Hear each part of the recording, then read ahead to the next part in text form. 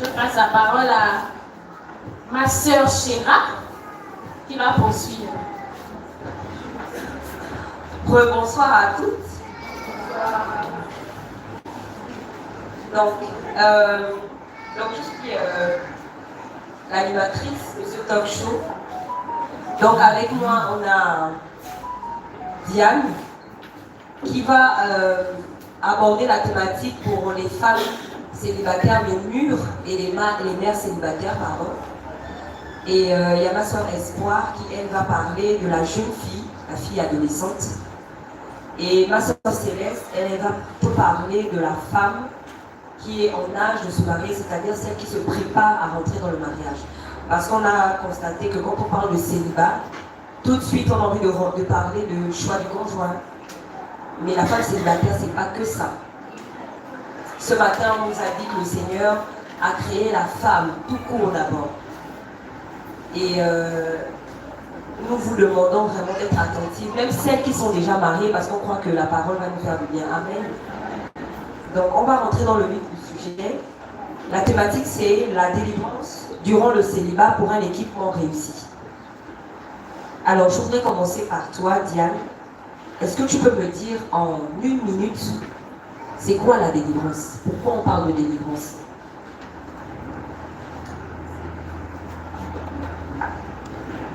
Bonjour à toutes. Donc, de toute façon, j'ai déjà été présentée. Pour moi, la délivrance, c'est un état d'esprit. Hier, on nous a tellement entretenus sur notre nouvelle identité, sur notre nouvelle naissance, sur toutes ces choses-là, que j'ai pu réaliser que lorsque le Seigneur vient dans nos vies, il vient faire un nettoyage complet. Il vient faire un assainissement. Mais maintenant, nous, qu'est-ce que nous faisons? Est-ce que lorsque tu es délivré par le Seigneur, lorsque le Seigneur vient dans ta vie faire ce nettoyage, tu te dis, voilà, le Seigneur est là, il a apporté la vie. J'accepte et je considère que maintenant, je ne suis plus la même qu'avant. Ou alors, ce bout de papier sur lequel nous avons écrit hier, tu as écrit 2 pages pour dire tout ce que tu ne voulais plus, tout ce que tu souhaitais que le Seigneur enlève dans ta vie. Est-ce qu'à un moment, tu gardes quand même une page parce que tu es tellement attaché, ou le monde t'a tellement dit que tu es cette 2e page-là, que quel que soit ce que le Seigneur veut faire, tu n'arrives pas à t'en détacher. Mais ce que je vais te dire ce soir, c'est que autant de temps que tu ne lâcheras pas prise, autant de temps que tu ne laisseras pas le Seigneur faire pleinement ce qu'il a prévu pour toi, tu seras toujours esclave. Et je pense qu'on l'a dit hier. Donc, au départ, quand le Seigneur rentre dans ta vie, il faut toi-même aussi, ta part à faire, c'est que tu renouvelles ton intelligence, que tu te dises oui. Celui que j'ai reçu, c'est la vie. Lorsqu'il est en nous, il ne peut pas avoir de mort, en fait. Je n'ai que la vie, je ne produis que la vie. Donc, à ce moment, dès lors que tu réalises et que tu acceptes cette nouvelle condition et que tu lui fais pleinement confiance, pour moi, c'est ça, être délivré. Ok, j'ai accroché sur un terme, tu as parlé de assainir. Tu as parlé vraiment d'assainir, donc c'est nettoyer. Et c'est vraiment profond, effectivement. Donc on parle de... Parce que tu sais pourquoi je pose la question? Parce qu'en général, quand on parle de délivrance, tout de suite on voit les démons. Mais là, tu nous dis que la délivrance, c'est vraiment lié plutôt à un état d'esprit. C'est-à-dire que la délivrance, c'est pas seulement les démons, mais ça peut être des choses dans lesquelles nous sommes finalement enfermés. Exactement. Très bien. Exactement. Et moi, je m'interroge, la délivrance, Espoir. Toi qui veux parler de la jeune fille, la délivrance, ça peut être quoi? Une définition simple, même en 1 minute. La délivrance, c'est quoi la délivrance? Alors, déjà, merci pour la parole. Il faut dire que la délivrance, c'est sortir du lien de la captivité. Et on sait qu'en tant que jeune fille, il y a tellement de stéréotypes. Et la jeune fille peut être emprisonnée encore dans plein de choses. Et on a parlé des blessures de l'âme. Dans les blessures de l'âme, on a cité le rejet.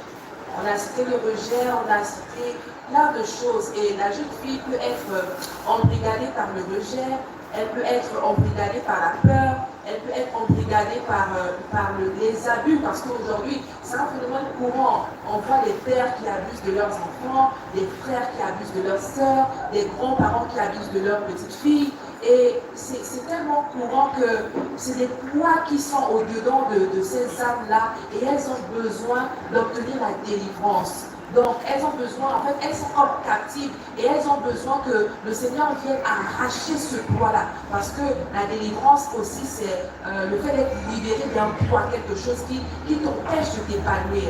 Donc, pour les jeunes filles, elles ont vraiment besoin de délivrance pour pouvoir avancer, pour pouvoir continuer à grandir et à vivre pleinement leur croissance. Amen. Vraiment, rien que la définition, je réalise que le Seigneur, on n'aura même pas assez de temps pour vraiment balayer tout l'aspect de la délivrance. Mais il est important quand même de poser ces bases, parce que quand on parle de délivrance, tout de suite, vous voyez ce que je veux dire, on est tout de suite porté sur juste l'aspect spirituel, alors que là, il est question du cœur et de l'âme. Et vraiment, moi je voudrais vraiment aborder votre question. Finalement, on a dit que la délivrance, c'est voilà, c'est un point qui nous quitte, c'est tout ça. Et tu as abordé plus ou moins des choses dont la jeune fille peut être délivrée. Mais moi j'ai une question pour Céleste, parce que on a une jeune femme qui on a déjà compris c'est quoi la délivrance. Et moi j'ai une question parce qu'on a une jeune femme qui s'apprête à rentrer dans le mariage. Donc elle est prête pour le mariage, elle a presque fini sa saison de célibat. On a envie de se demander, mais de quoi elle peut être délivrée? Parce que normalement elle est préparée, tout va bien. De quoi la femme en âge de se marier, de quoi elle doit être délivrée? Merci beaucoup, ma soeur. Les autres ont dit quasiment donné les définitions de la délivrance. Mais moi, je vais m'appesantir, comme l'a dit Chéra, sur la jeune femme en âge de se marier. Donc, cette jeune femme-là est préparée à rentrer dans ce qu'on appelle le mariage. Sachant que le mariage, c'est quelque chose, c'est un engagement, on va s'engager pour la vie. La délivrance qui concerne cette jeune femme-là va être axée sur les points comme elle devrait être délivrée des liens d'âme. On a parlé hier des blessures de l'âme. Une jeune femme qui veut s'apprêter à se marier doit vraiment faire le nécessaire d'être délivrée des blessures de l'âme, des liens d'âme, des relations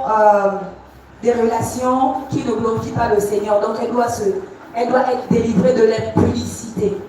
Car comme nous le savons, nous sommes nés de nouveau. Pour celles qui sont nées de nouveau, mais qui ont encore des relations qui ne glorifient pas le Seigneur, il est nécessaire d'être délivré de l'impudicité pour s'engager dans le mariage. Il faut être délivré des idées préconçues. Le mariage, ce n'est pas le jour de la célébration qui compte.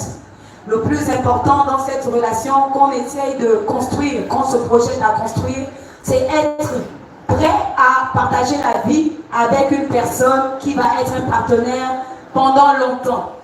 Donc la jeune femme doit être délivrée de beaucoup de choses telles que les liens qui l'amènent en arrière, qui l'éloignent de la volonté du Seigneur, mais qui vont la préparer à être une future épouse équipée, une future épouse capable de tenir dans le mariage. Amen.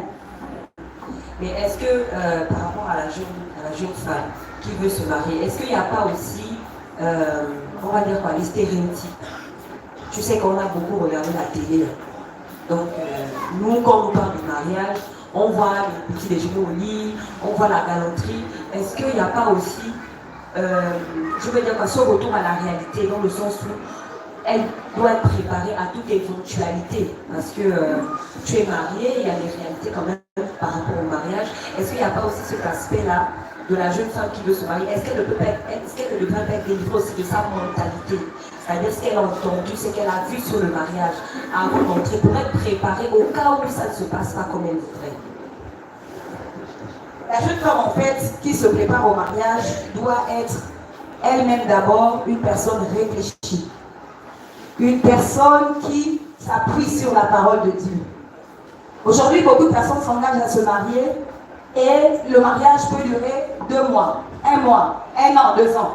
Tout simplement parce que la préparation ne s'est pas bien faite. Parce qu'on n'a pas calculé la dépense. La Bible nous dit qu'avant de bâtir une tour, il faut s'asseoir et calculer la dépense. Peser le pour et le contre pour savoir dans quoi on veut s'engager. Et à ce titre, il est nécessaire que la jeune femme sache ce qu'elle doit enlever au fond de son cœur, dans son caractère. Ce qu'elle doit faire la séparation de ce qui est vide et trouver ce qui est important pour s'engager dans une vie qu'on appelle le mariage. Amen. La Bible déclare dans le psaume 107, verset 14 que « Et il les fit sortir des ténèbres et de l'ombre de la mort, et il rompit leurs liens. » Le Seigneur vient rompre les liens de la mort, vient rompre les liens des ténèbres. Et depuis hier, ici, nous sommes en train de partir dans un éclairage. Nous sommes dans un éclairage, dans la restauration de notre système de pensée. Et que si tu es une jeune femme, tu es assise ici et tu veux te marier demain, je crois que tout ce qui nous a été enseigné depuis hier à aujourd'hui devrait te donner de réfléchir, de poser les bases avant de t'engager dans ce qu'on appelle le mariage. Merci. Amen. Et moi j'ai une question pour Diane. Est-ce que, avec tout ce qu'on a dit, c'est vrai qu'on est là depuis hier, c'est vrai. Est-ce que tu peux me dire, même en une minute, comment la femme mûre peut être délivrée? Parce que je sais, c'est vrai que je n'ai pas posé la question. La femme mûre doit être délivrée de quoi? On sait déjà que l'étiquette, la femme mûre, celle qui devrait déjà être mariée, oh, depuis là, tu es une vieille fille. Depuis là, tu ne te maries pas. Le frère arrive quand? C'est quand? Cette femme-là souffre. Parce que quand on la voit seule, on a l'impression qu'elle a raté sa vie, n'est-ce pas? Maintenant, comment elle fait face à cette pression de la société? Comment elle fait pour se sentir femme? Parce que dans notre société, malheureusement, quand tu n'as pas l'alliance, c'est comme si tu n'étais pas femme. Comment elle fait pour trouver cette délivrance-là? Face à ce poids-là qu'elle a au-dedans d'elle, les regards méprisants des personnes où elle se sent comme inutile en fait. Comment elle fait pour trouver la délivrance? Effectivement, quand on a un certain âge, parce que la société nous a donné un calva, la femme doit normalement être mariée entre 20 et 30 ans, 35 ans. Mais quand tu as dépassé cet âge-là, vraiment les étiquettes, c'est vraiment compliqué. La femme qui n'aura pas de mari, vraiment tout ce dont tu as parlé là. Mais vraiment aujourd'hui, je ne sais même pas quoi rajouter en fait. Parce que des fois quand on prépare ce genre de thème là, tu mets plein d'idées. Mais hier, on nous a tellement préparé au thème d'aujourd'hui que je ne sais même pas quoi dire en fait. Mais pour moi, la priorité, c'est dès lors que tu réalises quelle est ta nouvelle identité. C'est ça le point de départ. Dès que tu sais que tu es une nouvelle créature, les choses anciennes sont passées. Tu sais que celui en qui tu as cru a tout effacé. Tout. C'est-à-dire que hier, on a écrit des anciennes choses sur un papier. Après, on nous a donné des feuilles blanches. Il faut te dire que ta nouvelle identité en Christ, quand tu es en Christ, c'est une nouvelle page blanche sur laquelle il réécrit ton histoire. Dès lors que tu as compris ça, sincèrement, plus rien ne peut t'ébranler. Plus rien. Le diable, chacha, peut venir encore te rappeler que n'oublie pas que tu es celle qui n'a pas de mari. Mais tu rappelles à chacha que moi j'ai quelqu'un au ciel qui m'aime pour un mari en fait. Donc vraiment pour moi, c'est ça d'abord la base, connaître son identité. Et je ne vais pas revenir dessus parce que hier, les choses ont tellement été claires là-dessus que celle qui va partir aujourd'hui encore en disant qu'elle ne connaît pas non seulement sa valeur, qui elle est en Christ, non, celle on va l'amener derrière pour la délivrance forcément. Et là c'est la délivrance des démons, parce que ça veut dire qu'il y a un démon qui existe. Ah, merci Seigneur, c'est beau. Et on a à cœur aussi les jeunes filles, parce qu'il faut le dire, dans nos assemblées, on oublie beaucoup nos jeunes. Tout le monde n'a pas la grâce de connaître le Seigneur très jeune, mais c'est une grâce de connaître le Seigneur très jeune. On a pour habitude de dire que une personne qui a connu le Seigneur tard va traîner beaucoup de casseroles. Mais lorsqu'on a connu l'évangile très jeune, il y a une certaine, chose de dire quoi, c'est une certaine longueur d'avance qu'on a sur le temps. Il y a des choses dans lesquelles on ne va pas forcément tomber parce qu'on a eu la semence La Bible dit enseigne l'enfant à l'entrée de sa voie. Quand on a été enseigné à l'entrée de sa voie, il y a une semence qui est là et on peut arroser cette semence en pensant à nos jeunes. Espoir, comment faire pour être délivré? Une jeune, j'imagine qu'à l'école c'est compliqué. Tout le monde porte les croque-tops. Est-ce qu'on a nos jeunes dans la salle? C'est eux juste lever la main. Voilà. Tout le monde est très stylish, croque-top. Et nos jeunes peuvent se sentir comme largués parce que ça va très vite avec les réseaux sociaux. On a des modèles d'influenceuses et autres. Comment cette jeune adolescente qui a connu le Seigneur, les parents enseignent la parole, comment elle fait en fait? Comment elle fait pour trouver finalement cette délivrance-là? Alors, moi j'aime bien le passage de Romains 12 qui dit ne vous conformez pas au siècle présent, mais soyez transformés par le renouvellement de l'intelligence. Amen. C'est un passage, un verset qui est vraiment le fondement le fondement de la mort en soi, sinon encore le fait de pouvoir vraiment s'abandonner dans le Seigneur. Parce que dans les évangiles, Christ va dire que sert-il à un homme de gagner le monde s'il perdait son âme? Ça sert à quoi de suivre toutes les modes comme la sœur l'a dit tout à l'heure, les crop-top, tu vas connaître tous les artistes, tu vas connaître tous les influenceurs, tu vas être sur tous les réseaux sociaux. Ça sert à quoi en fait? Ça ne sert à rien. Et c'est ce qui est tendance. Et le Seigneur, il n'est pas dans la tendance. Il n'est pas dans la tendance. Si la tendance te dépasse, rapproche-toi du Seigneur. Si la tendance veut te tirer, rapproche-toi du Seigneur. Parce que le Seigneur, dans Pierre, il va dire que soumettez-vous à Dieu et le diable s'éloignera de vous. Si on se soumet à Dieu, les tentations, parce que le diable il vient avec les tentations, le diable il vient avec la semence du monde. Si on s'approche du Seigneur, il va nous délivrer de ces tentations-là, de ces attraits du monde. Et pour pouvoir vivre pleinement le Seigneur, il faudrait qu'on puisse se revêtir de l'armure de Christ. De l'armure de Christ dans Éphésiens 6 parle.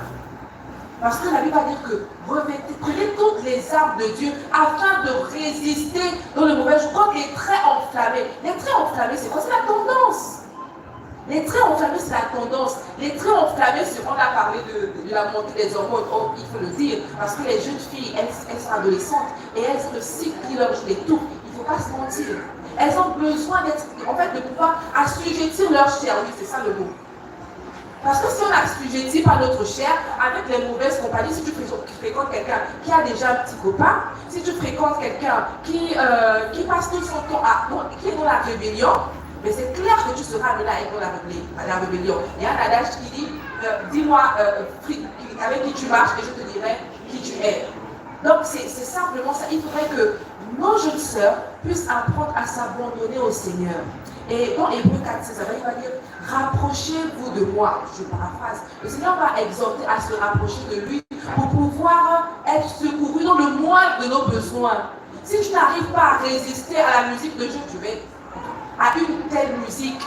Mais crie au Seigneur, il va t'aider parce que vraiment la musique est tendance. La musique est tendance, les airs là sont devenus de très belles mélodies. Et les jeunes ont du mal à se défaire de ça, c'est une réalité. Il ne faut pas se mentir. Donc, mes jeunes sœurs, je vous exhorte à vous approcher du Seigneur. Parce que lui seul est celui qui vous connaît. C'est celui qui vous a fait, c'est celui qui vous a passé, c'est celui qui vous a créé. Il connaît le moindre de vos besoins. Donc, pour pouvoir tenir ferme dans la foi, il faudrait que vous puissiez vous rapprocher de lui.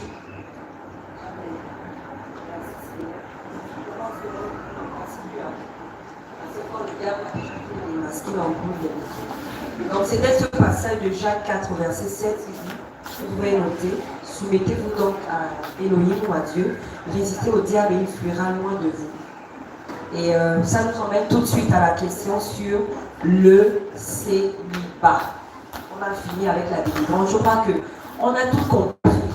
On a tout compris vraiment la nécessité d'être délivré parce qu'il y a tellement de choses, on ne peut pas aborder tous les points. Il y a beaucoup de choses, mais on va rentrer dans le célibat. C'est quoi le célibat? Pas selon nous, mais selon la parole. Parce que la parole est vraiment ce marteau-là qui va venir casser, qui va venir détruire la forteresse de la mauvaise définition du célibat. C'est quoi le célibat? Le micro,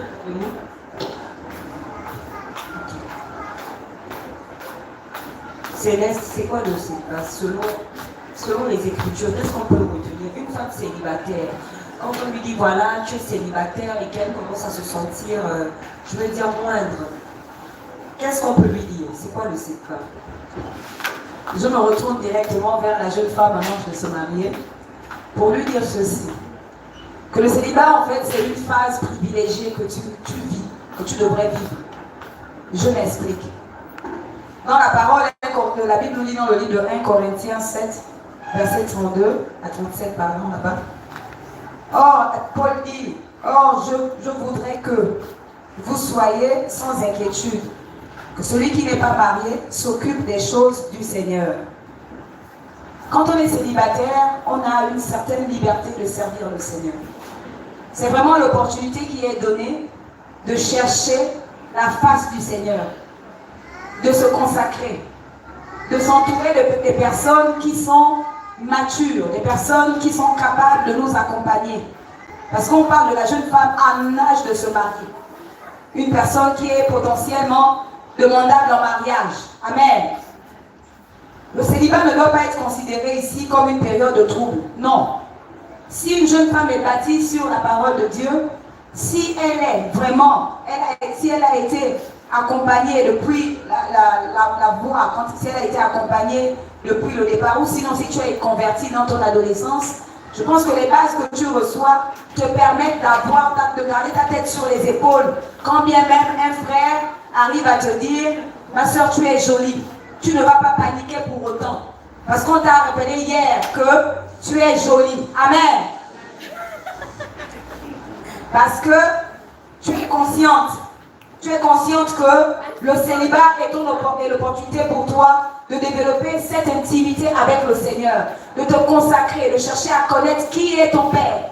Et comme la parole de Dieu nous décrit qui nous sommes, ce matin nous avons vu l'exemple de Esther. Esther a été élevée par son oncle Mardoché.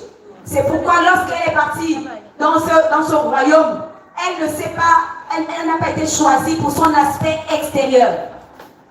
La jeune femme qui est préparée à l'intérieur sera appréciée, sera valorisée par la personne qui veut l'approcher. Amen. Donc le célibat est une période, la période où la femme doit se valoriser. Là où est la période pendant laquelle la jeune femme doit se construire. Elle doit se construire. On a jeté l'ancien moi hier. Et on a écrit qui on peut devenir. C'est dans cette période-là qui est plus favorable à se construire. Amen. Parce que lorsqu'on est marié, je n'ai pas dit que le mariage est un malheur ou c'est une mauvaise chose. Quand on est marié, on a beaucoup de préoccupations. On n'a plus toute la liberté de servir le Seigneur. Vous avez vu l'élément qui est venu boire de l'eau sans demander? Ça, c'est le fruit du mariage. Voyez-vous? Elle se sent libre. Elle sait que c'est sa mère. Elle fait comme elle veut. J'aurais pu me laisser distraire parce que j'ai un enfant. Mais la sœur célibataire ne sera jamais dérangée comme ça. Amen. Si une jeune femme a préparé ses horaires de prière à 4 h du matin, normalement elle est autonome, elle va le faire. Mais si tu as le bébé, si tu as l'enfant qui est malade, tu n'auras même pas le temps de prier parce que tu dois surveiller la température de l'enfant. Amen. La période du célibat te permet de te préparer pour le futur mariage, mais surtout de te connaître toi-même. Le célibat, c'est l'étape qui te donne de creuser, de connaître tes forces et tes faiblesses. De savoir que tu peux aller au pied du Seigneur, découvrir les remèdes qui peuvent t'aider à sortir de là. C'est pendant le célibat que tu as la liberté de venir ici. Moi, je suis mariée. Mes soeurs qui sont là sont mariées, pour certaines sont mariées. Mais avant de venir, tu dois faire le repas que le mari va manger quand tu viens ici. C'est une préoccupation que la jeune fille qui est célibataire n'aura pas. Amen. Donc c'est une saison de préparation, une saison privilégiée. Une saison où on ne doit pas revasser. Imaginez la robe blanche. Non. Soyons équilibrés pendant cette étape-là. Cherchons vraiment à se construire au pied du Seigneur. Amen. Amen, amen. Et tu n'acclames même pas.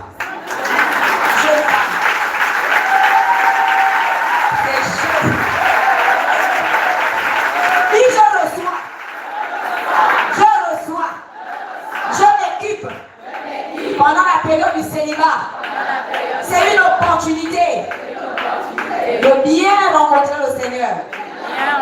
Amen. Amen. Qu'est-ce merveilleuse, l'armée des célibataires. On les appelle une armée. Parce qu'on sait effectivement que dans le célibat, elles sont efficaces. Et on aime la présence du Seigneur parce qu'il a tellement bien illustré ce qu'elle est en train de dire. Il a permis qu'au moment où elle parle, son enfant rentre et nous montre ce que c'est. Donc il n'y avait pas meilleur exemple. Merci Saint-Esprit. On va acclamer le Seigneur.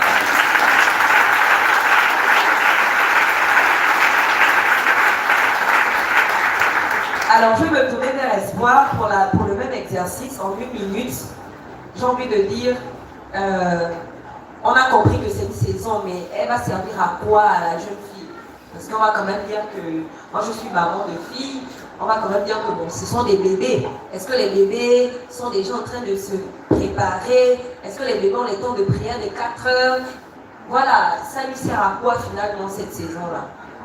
Alors, il faut dire que la saison du célibat, pour la jeune fille, j'aime pas trop l'expression célibat pour la jeune fille, parce qu'en fait, le célibat, ça renvoie tout de suite au mariage. Et je me dis, bon, pour la jeune fille, pendant cette phase où elle n'a pas encore de désir de se marier, merci Seigneur, c'est la phase de préparation. La préparation par qui? Parce que la jeune fille ne peut pas se préparer toute seule. C'est la phase de préparation pour la maman qui doit lui, ou encore les parents, qui doivent lui inculquer les bonnes valeurs. Les bonnes valeurs, quand tu as un parent chrétien, comme la parole le dit, instruis l'enfant à l'entrée de sa voie, de sorte que lorsqu'il sera grand, il ne se détourne pas. C'est le moment où le parent pose des fondements de la foi chrétienne en elle. Et c'est aussi le moment où elle va pouvoir se préoccuper de sa scolarité, parce que quelle doit être la préoccupation d'une jeune fille? Elle va à l'école. C'est quoi l'autre préoccupation? En fait, qu'est-ce qu'elle peut avoir comme autre préoccupation? Elle n'a pas d'enfant, pour certaines, elles ne font quasiment pas manger, parce qu'aujourd'hui, il faut dire que dans la majorité de maisons, il y a la nono, il y a la dame de ménage, et encore pour des parents qui sont stricts, la vieille école, bon, on donne quand même certaines tâches aux enfants. Mais pour la plupart, elles sont aux petits soins. Et donc, cette phase-là, elles doivent se concentrer dans leurs études et apprendre aussi de leurs parents à pouvoir tenir la maison.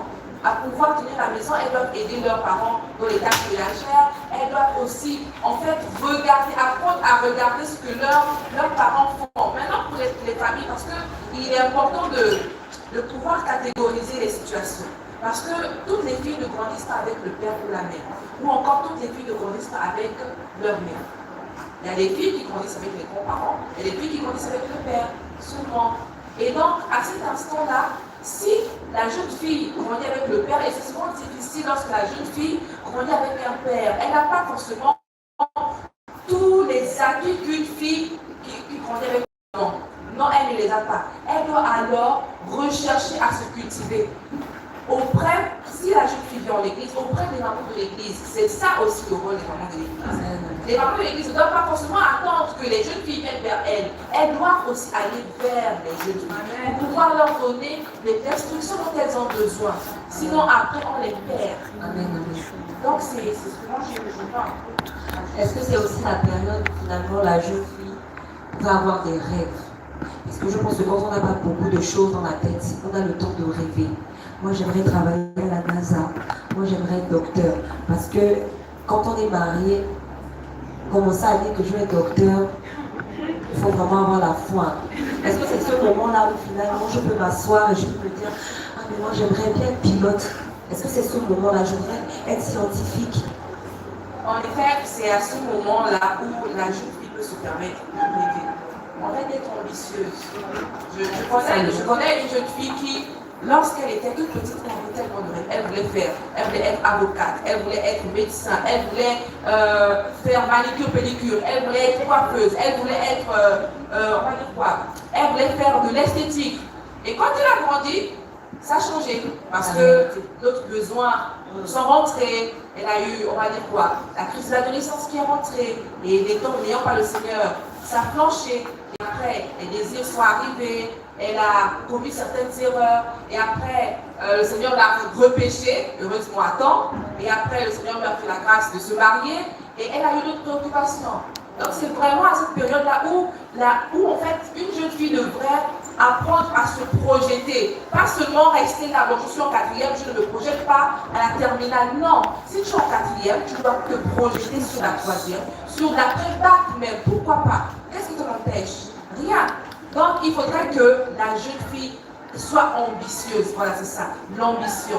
Parce que c'est de cette ambition-là, lorsque tu es, et si cette ambition est bien encadrée, sois-en sûr, tu vas réaliser le quart de tes rêves, parce que les jeunes filles ont beaucoup de rêves.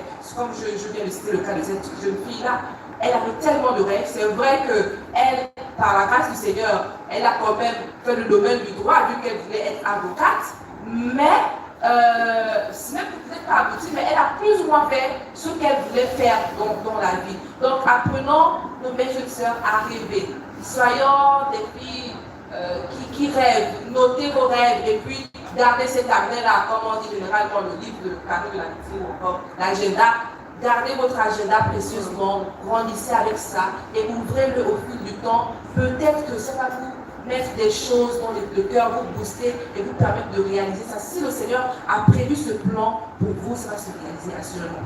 Amen. Ouais, ce que tu dis là me fait réaliser que, en fait, peut-être qu'il y a des femmes qui sont comme moi, mais moi je n'ai même pas eu le temps de rêver. Oui, je me rends compte que c'est une étape parce que lorsqu'on est arrivé au moment de faire les études supérieures, on nous a dit tu vas faire ça. Ça vous est pas arrivé? Où on s'est rendu compte qu'on n'était finalement pas dans la filière qu'on voulait faire. Parce que je suis convaincue qu'un métier, ça va avec un certain charisme, ça va avec un certain caractère. Donc, tu vas être avocate. Parce que moi, j'ai raté d'être avocate, tu vas être avocate, tu vas être médecin. Donc, en fait, au final, soit on n'a pas eu le temps de rêver, soit on ne nous a pas laissé exprimer nos rêves. Ou alors, on nous a dit, tu rêves trop. Dans la famille, là, il n'y a pas les gens qui font le doctorat. Donc, tu vas t'arrêter là. Et vraiment, je prie que le Seigneur fasse en sorte que la jeune femme qui nous écoute aujourd'hui sache qu'elle a le droit de rêver. Parce que le Seigneur va l'utiliser dans ce qu'elle va faire. On a parlé de sphère d'influence. L'influence, c'est pas qu'à l'assemblée. L'influence, c'est dans le métier que tu vas faire. Là où le Seigneur va te positionner dans la nation. Et donc, nous, en tant que femmes, nous n'avons pas le droit d'éteindre ou de détruire les rêves de nos enfants. Ne détruisons pas, n'éteignons pas les rêves de nos enfants. Nos enfants viennent au monde avec une destinée. Et nous devons respecter cette destinée parce que c'est respecter la volonté du Seigneur. Même si toi, tu n'as pas fait ça. Même si toi, je vais aller dans l'autre sens. Tu as peut-être fait des études. Mais si le Seigneur veut que ta fille vende des tomates, tu diras Amen. Parce que c'est là-bas que le Seigneur l'attend. Amen. Alors, on va passer à la dernière phase de notre talk show. C'est sur l'équipement. On a parlé d'un équipement réussi. Et là, tout de suite, on va rester vraiment dans le contexte. Je vais donner la parole à chacune d'entre vous en 2 minutes. Nous dire un peu de quel équipement la femme mûre, la jeune fille et la femme en âge de se marier finalement, elles ont besoin de quel équipement? Puisque tu as le micro, n'est-ce pas? On va commencer par toi. Quel est l'équipement? En quelques points, 2, 3 points, les points essentiels. Déjà, il faut dire que l'équipement, il est avant tout spirituel. Pourquoi? J'aime bien ce passage qui dit que toute chose avant qu'elle ne soit physique, elle est d'abord spirituelle. Parce que, en fait, le Seigneur, lorsqu'il te bâtit, il t'équipe, comme on l'a dit depuis hier, il t'équipe de pouvoir accomplir quelque chose pour ça sur une gloire. Et c'est vraiment ça, pouvoir vraiment, le fait d'être bâti spirituellement, c'est quelque chose qui nous garde de ne pas sortir du plan du Seigneur. Pourquoi? Parce que le Seigneur a dit que je connais les projets que j'ai formés pour toi, projets de paix et non de malheur, afin que tu aies une espérance et un avenir. Amen.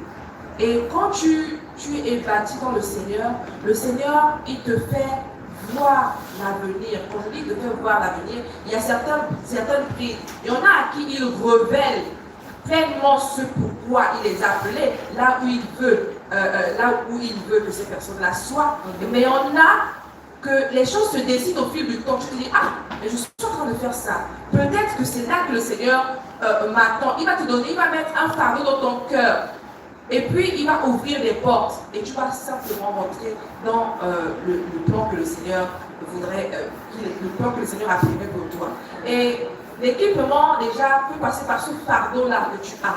Parce que faire quelque chose sans avoir le fardeau, c'est faire la chose avec négligence. Alors que quand tu as le fardeau, tu vas avoir les outils, tu vas t'outiller, tu vas faire des recherches pour pouvoir être enrichi, pour pouvoir être instruite, pour poser les fondements ou encore pour aider. Donc, ça c'est le fondement spirituel et l'équipement spirituel. Et pour moi, il y a aussi l'équipement physique.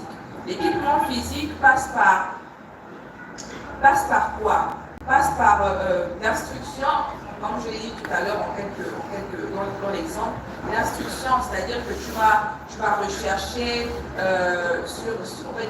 tu vas te former, voilà, tu vas te former pour la mission à laquelle le Seigneur t'assigne. En fait.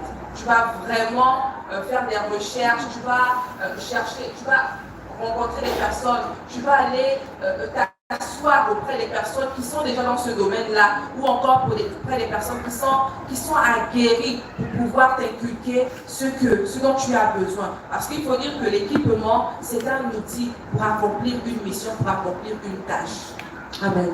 On a 7 minutes. Donc, tu as 1 minute, Diane. De quoi la famille doit être équipée? C'est vrai que le point principal, c'est vraiment d'abord l'équipement spirituel. Parce que tout se passe d'abord sur le plan spirituel. Lorsque sur le plan spirituel, tu es en phase avec le Seigneur, le reste suit. Donc, dans la mesure où ma soeur a vraiment tellement bien développé déjà ce point-là, il n'y a plus rien à dire. Mais je vais parler aussi de l'équipement émotionnel. Lorsque dans ta tête, tu n'es pas bien, lorsque dans ta tête, tu n'es pas en paix, tu ne peux rien produire de bon. La Bible nous dit que c'est l'abondance du cœur que la bouche parle. Et ta bouche ne peut dire que ce qu'il y a à l'intérieur de toi. Et si à l'intérieur de toi, il n'y a pas du bon, tu ne pourras jamais transmettre le bon. Surtout, une femme de notre âge, en général, dans la plupart des cas, on a déjà des enfants. En fait. Moi, personnellement, j'ai grandi dans une famille où on ne m'a jamais dit que je t'aime, ma puce, je ne connais pas ça. Donc, naturellement, je ne savais pas le donner à mes enfants. Je ne savais pas le donner. Moi-même, j'ai ma fille de 11 ans qui est très gestuelle. Quand elle veut venir même vers moi, elle va venir en me disant « Maman, attention, je vais te faire un câlin !» Parce qu'elle sait que je vais reculer. En fait, ça devient comme une moquerie pour elle. Parce que je ne connais pas ça, en fait. Je ne connais pas ça. Donc, tout ça, on doit travailler cela, mais c'est d'abord sur le plan spirituel avec le Seigneur. Voilà. On dit que le Seigneur est amour. Voilà. Donc, c'est de lui demander de développer en nous cet amour-là. Parce que tu ne peux donner que ce que tu as. Moi, c'est l'année dernière que le Seigneur a touché du doigt dessus, mais je vous assure que depuis l'année dernière, c'est seulement il y a 3 ou 4 mois que je commence à dire à mes enfants, maman, je t'aime, ma puce, tu me manques. C'est vraiment maintenant, mais c'est pas facile. C'est vraiment pas facile. Et je me rends compte combien de fois ça leur fait plaisir parce que j'ai une fille de. Ouh là là, monsieur va me dire normalement encore 28 ans, je crois, qui a 28 ans, mais chaque fois que je lui dis seulement, papa, il m'a puce, ouh maman! Donc elle est tellement étonnée que c'est tellement beau à ses yeux. Donc vraiment, faisons un effort. On n'a pas reçu ça, c'est vrai, mais aujourd'hui, on a le Seigneur en fait. Et avec le Seigneur, on peut tout avoir. On peut tout lui demander. Amen. On peut tout lui demander. Amen. Tu as manqué d'amour, demande-lui de te donner de l'amour pour que tu puisses donner à tes enfants. Amen.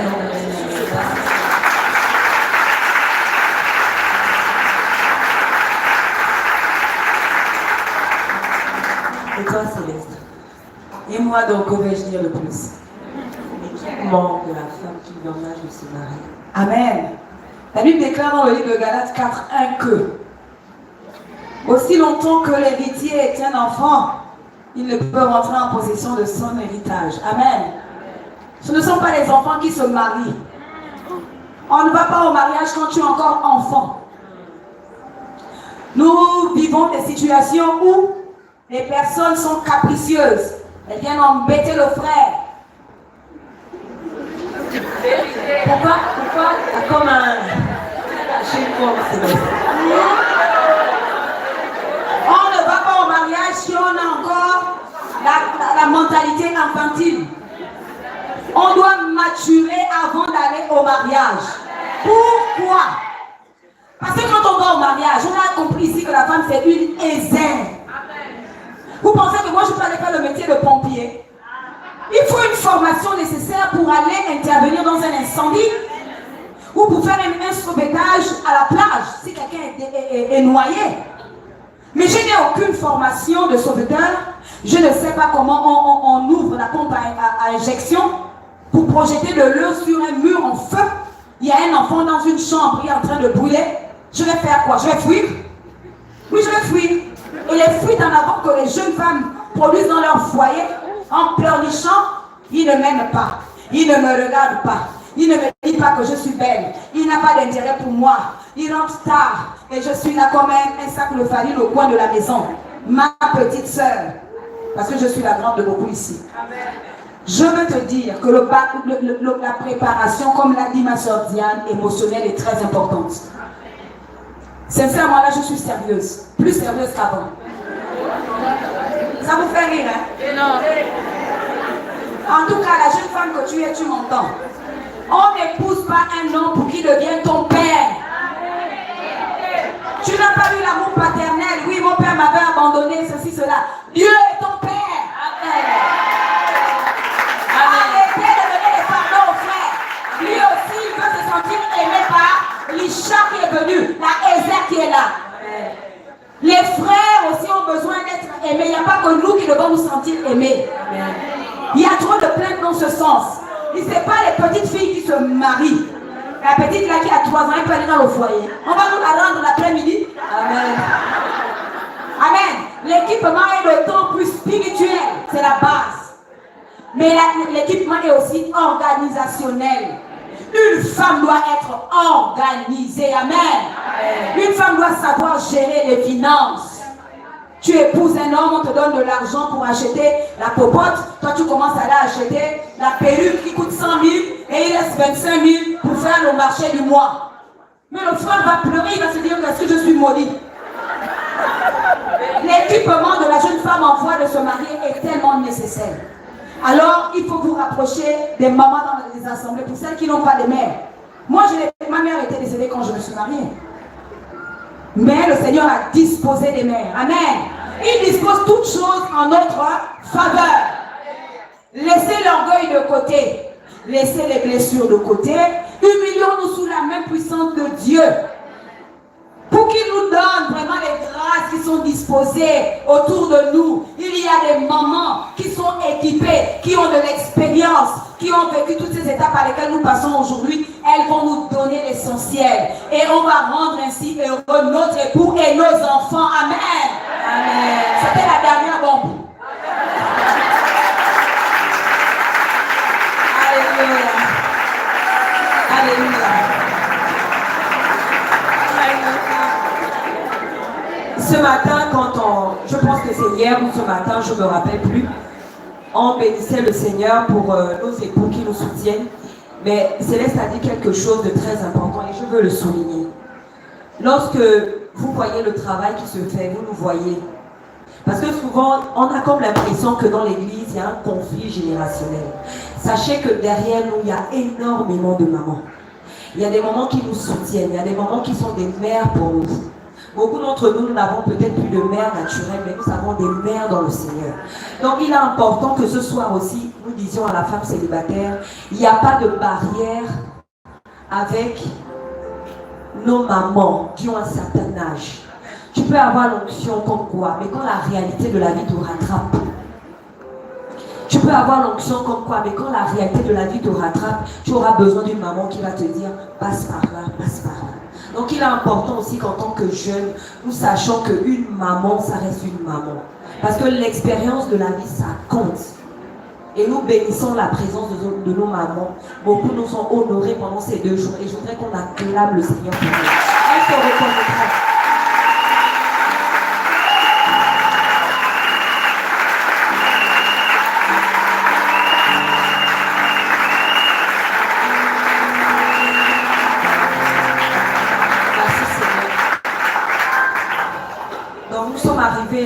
Au terme de notre talk show sur le célibat. Ça a l'air court, mais on veut respecter le temps aussi. On va passer à la phase des questions. Parce qu'on ne voudrait pas simplement dire des choses, mais nous insistons sur le fait que nous voulons des questions, pas des compléments. Nous voulons des questions. S'il y a une jeune femme qui a une question, nous allons prendre 2 questions et on va regarder aussi s'il y a des questions en ligne. N'hésite pas à nous faire signe, on va prendre des questions. Est-ce qu'il y a une question? Est-ce qu'il y a une jeune fille qui a une question par rapport à tout ce qui a été dit? Une femme célibataire, pas une jeune fille, merci. Une femme célibataire, une femme qui n'est pas dans le lien du mariage. Ou une jeune fille. Il n'y a pas de question. Ça veut dire que tout a été clair. Ou bien les bombes montrent le monde de Céleste. En tout cas, c'est la parole. La parole nous fait du amen. Il n'y a pas de questions sur le chat. Non. On bénit le Seigneur pour ça. Il y a un doigt. D'accord, ok.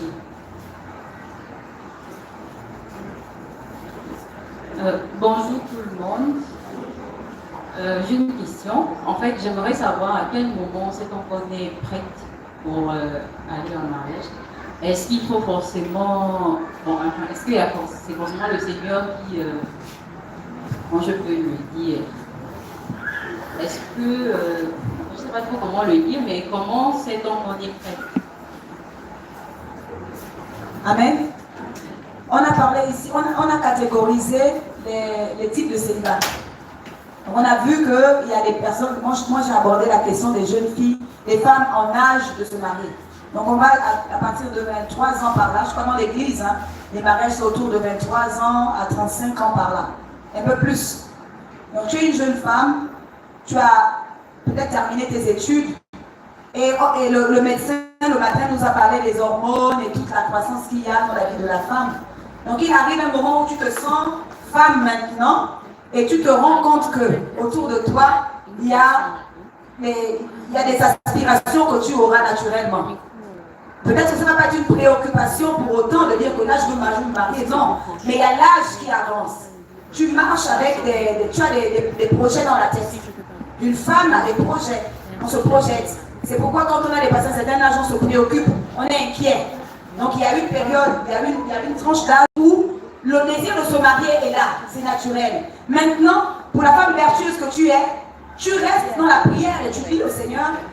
La question commence à venir ou bien tu soumets au Seigneur cette étape de la vie. Le Seigneur va préparer la personne qu'il a prévue pour toi. Tu restes en attente par la foi que tu seras certainement sollicité par un frère. À partir de là, tu ne vas pas dire oui au premier venu. Parce que ce n'est pas parce que quelqu'un est venu que tu vas dire oui. Il y a le discernement qui rentre en compte. Il y a les conseils des mamans dont on a parlé tout à l'heure qui rentreront en compte. Il y a aussi ta vie de prière. Parce que c'est dans la prière que tu interroges le Seigneur va te parler. Même si lui, il a reçu que toi-même en tant que femme, en tant qu'enfant de Dieu, tu dois aller au pied du Seigneur, lui demander. Et tu auras la paix. Parce que ça vient du Seigneur. Il dit qu'il a préparé des œuvres d'avance pour nous. Et ces œuvres-là ne nous font pas paniquer. Elles ne nous perturbent pas. Elles nous rassurent. Amen. C'est bon? Une autre question? Il y a des questions en ligne. Il y a une question en ligne.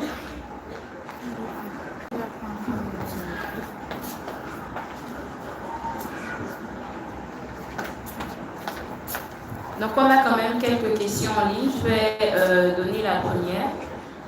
Comment une femme célibataire peut-elle faire pour être épanouie dans son célibat? Comment une femme célibataire peut faire pour être épanouie dans son célibat? On peut avoir le micro.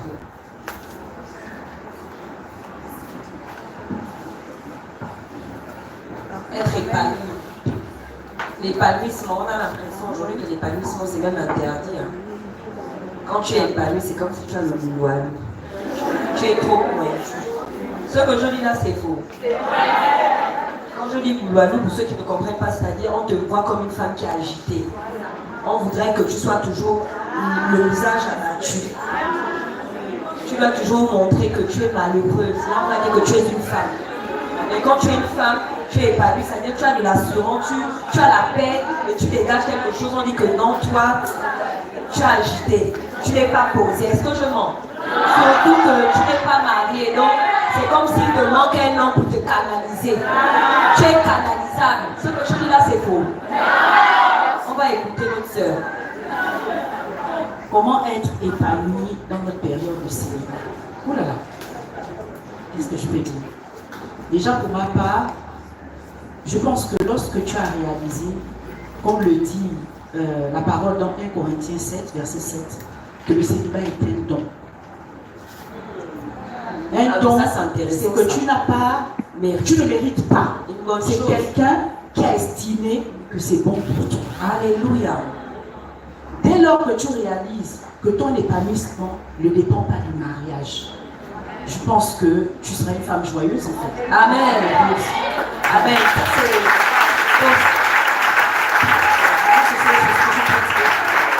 C'est simple. Le célibat est un don, c'est un cadeau. Donc, vous êtes cadeautés, mesdames. Une autre question, la dernière, on va prendre dans la salle une dernière question. Oui, Yann, voilà.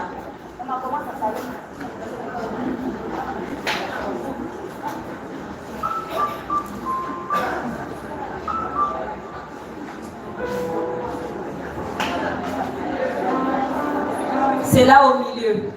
Non? Il y a deux questions. Est-ce que vous êtes d'accord pour prendre les deux questions? Alors, ce qu'on va faire, c'est qu'on va laisser les dames donner les questions et on va donner les réponses en même temps pour aller vite. Donc, tu donnes le micro là et ensuite derrière. Bonsoir à tous. En fait, je voulais savoir comment faire pour se débarrasser de la peur de l'engagement. Comment faire pour se débarrasser de la peur de l'engagement? D'accord? Et derrière? Bonsoir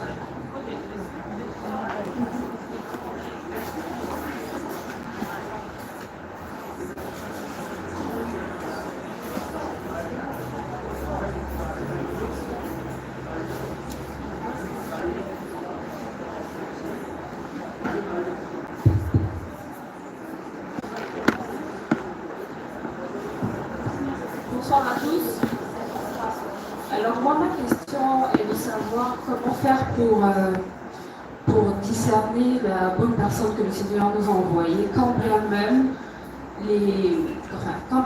tout semble être aligné. Quand je parle de tout semble être aligné, je prends par exemple l'exemple, tu rêves de la personne, ton frère ou une soeur vient te parler de la personne. Vraiment, tu as l'impression que c'est la personne, mais à la fin, tu te rends compte que c'est pas peut-être la personne, parce qu'à la fin, il serait peut-être engagé avec une autre personne. Donc, comment faire pour être attentif quand tout entre griffes semble aligné sur une personne en particulier? Amen. La peur de l'engagement. La peur de l'engagement découle déjà du manque de sécurité. On a peur de s'engager parce qu'on n'est pas sûr de soi-même. Peut-être on traîne une blessure dans notre âme. On a peur. Le contexte dans lequel on a grandi, on a été éduqué, de quelle manière? Il y a des enfants qui ont peur parce qu'on ne leur donne pas l'opportunité de s'exprimer. On a parlé ici des blessures de l'âme. L'insécurité est une blessure de l'âme. La peur de s'engager peut venir parce qu'on n'est pas restauré de quelque chose dont on a souffert. On ne fait pas confiance à autrui. Tu as peur de rentrer dans une relation comme le mariage, tu ne sais pas ce qui va se passer là-bas, est-ce que je vais tenir? Amen. Alors que lorsqu'on est bâti dans le Seigneur, on reviendra toujours sur ça.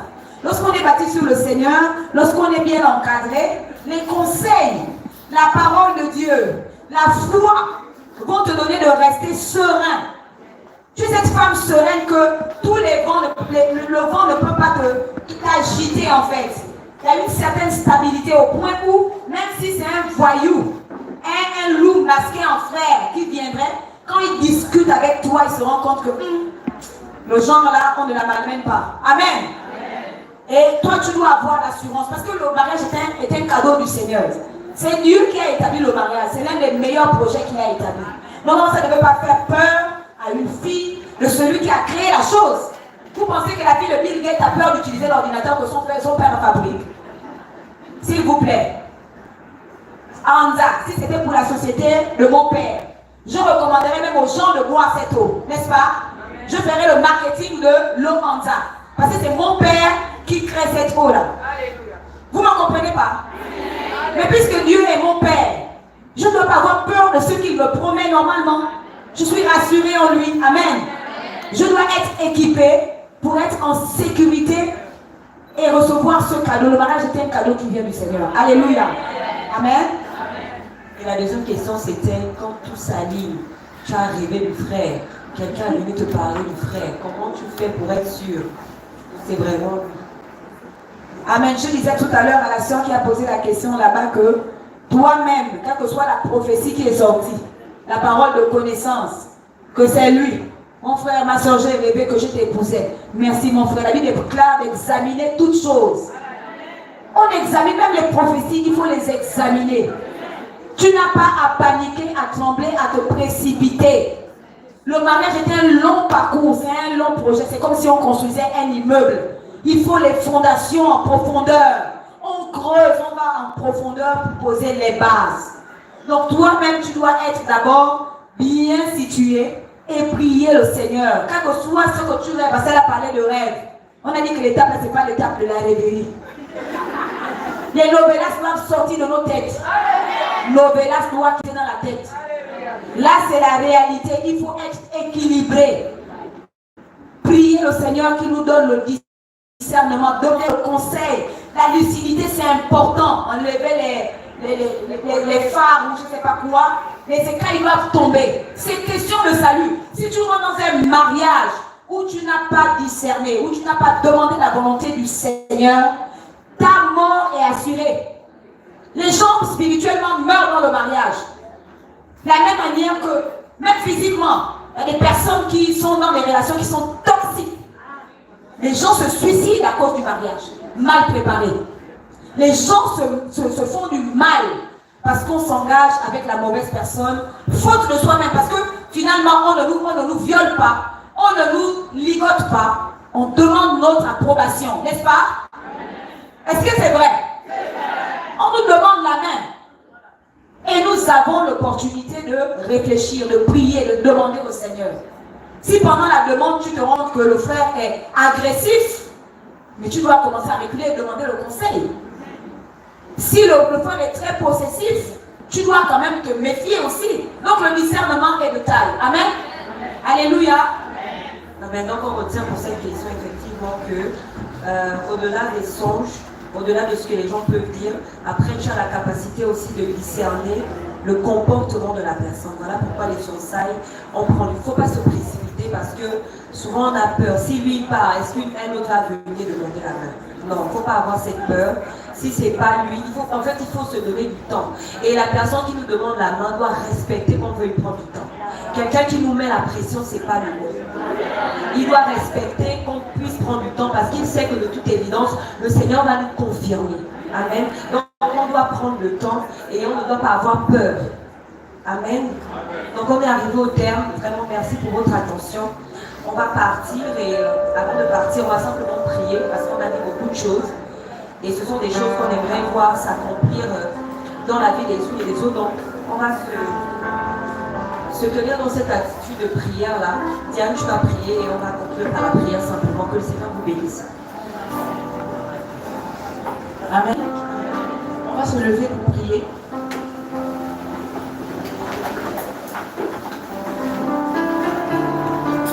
Déjà avant de prier, ce que je voulais dire à une femme. Moi, vous voyez comme ça, là, j'ai 50 ans. Vous ne direz pas, mais j'ai 50 ans. Bon, il y a une soeur qui va me dire qu'elle ne va pas s'en sortir avec ça, mais bon, j'ai 50 ans. C'est pour vous dire que 50 ans, ce n'est qu'un chiffre. Ce n'est qu'un chiffre. Le Seigneur ne regarde pas ça. Et la Bible nous dit qu'il vient restaurer toutes les années que les sauterelles ont volées. Donc, nous avons la ferme assurance que ce qu'il a dit qu'il va faire, il le fera. Maintenant, c'est à nous de disposer nos cœurs. Quelle est ton attitude dans cette période de célibat? Est-ce que tu réalises que le célibat, c'est une station dans laquelle le Seigneur veut te former pour aller à une autre étape? Ou tu estimes que c'est une station où je m'assieds et j'attends que les choses se fassent, tu veux être actif dans ton Seigneur. Il faut bouger pour le Seigneur. Toujours avoir à l'esprit qu'au-delà de tout ce que nous voulons, le salut est plus important. On est d'accord? Le salut est plus important. Il y a des mariés en enfer. Le mariage ne te mène pas en enfer, ne te conduit pas, ne te donne pas la garantie d'aller au ciel. Non. Donc vraiment, la priorité, c'est d'abord ton salut. Si le Seigneur fait grâce que tu rentres dans le mariage, gloire au Seigneur, on a dit c'est un don. Si c'est dans le célibat, c'est un don, on a dit. Dès lors que tu as réalisé cela, le Seigneur est un Père, il connaît les besoins de nos cœurs. Lui-même il dit qu'aussi méchants que vous êtes, vous arrivez à donner de bonnes choses à vos enfants. Moi j'aime mes enfants, mais je ne savais pas leur dire que je les aime. Mais à plus forte raison, lui qui a amour. Vraiment, comme disait la sœur tout à l'heure, ne nous précipitons pas. Ne regarde pas à l'âge. Oh, j'ai 50 ans, peut-être que je n'aurai plus personne. Celui qui va venir, tant que c'est un frère, je prends. Non, il y a frère et frère. Satan se déguise. Satan se déguise. Donc vraiment, on va prier. Tu pries pour ta vie. Je prie pour ma vie. Tu pries pour ta voisine. Tu pries pour ta soeur. Tu connais une situation d'une femme qui a dépassé l'âge donné par la société pour se marier et qui aujourd'hui pense que sa vie est ratée. Prie pour elle. Vraiment, crie au Seigneur. On nous a demandé, aujourd'hui, on nous a parlé de la compassion. C'est-à-dire que lorsque tu penses à cette sœur-là, tes entrailles bougent. Donc on va présenter toutes ces situations au Seigneur, parce qu'il n'y a que lui qui a la solution. Comme disait une sœur, comme la sœur nous partageait hier, quand tu veux comprendre une notice, il faut aller vers la personne qui a conçu. Donc la personne qui nous a conçus, c'est le Seigneur. Voilà.